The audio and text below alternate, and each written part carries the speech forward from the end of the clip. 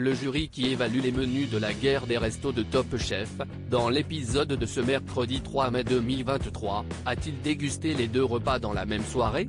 Une copieuse soirée en perspective. Ce mercredi 3 mai 2023, place à l'une des épreuves les plus attendues de cette 14e saison de Top Chef, la guerre des restos. Répartis en équipes, les 6 candidats encore en course, Carla, Hugo, Sarika, Jean, Mathieu et Jérémy, vont effectivement devoir lever le fameux challenge, qui a contribué au succès du concours culinaire de M6. Les cuisiniers auront la charge de créer un restaurant de toutes pièces en imaginant son nom, la décoration et le menu. Et, cette année, ils seront jugés par le critique culinaire François-Régis Gaudry, ainsi qu'une petite quinzaine d'habitants de Suresnes, où s'est tenu le tournage en novembre dernier.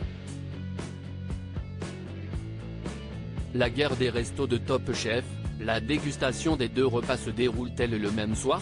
Comme le veut la tradition, l'un des 3 restaurants pensés par les participants n'ouvrira pas ses portes, et seuls les repas proposés par les 2 autres brigades seront dégustés. Mais les convives enchaînent-ils réellement les 2 dîners, comme on pourra le voir à l'image? Eh bien, la réponse est oui.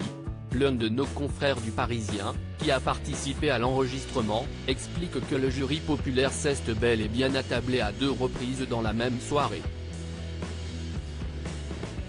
Une première fois sous les coups de 22h et reblotte autour de minuit passé.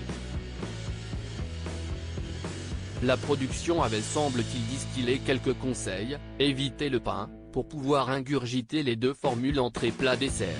Les clients seraient ressortis la peau du ventre bien tendue du second établissement vers 2h du matin.